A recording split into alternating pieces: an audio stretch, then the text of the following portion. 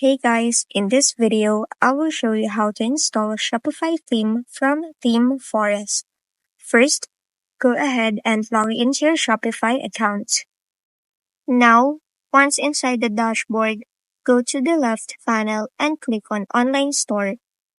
Then on the top right, click on Import Theme. Here you will need to upload your zip file, which is your theme from Themeforest.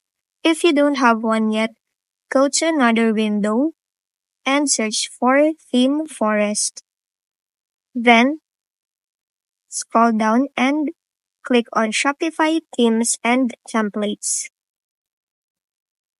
Here you'll have a variety of options of themes compatible to Shopify.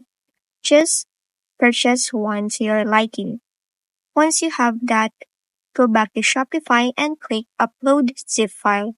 Now just add the file and locate your zip file of theme from Themeforest. Then click Upload File.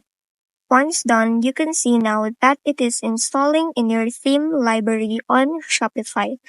Once it's finished, you can go ahead and customize it or preview it. And as you can see, your theme is now installed on Shopify. If this video helped you, don't forget to like, subscribe, and hit the bell icon for more tutorials.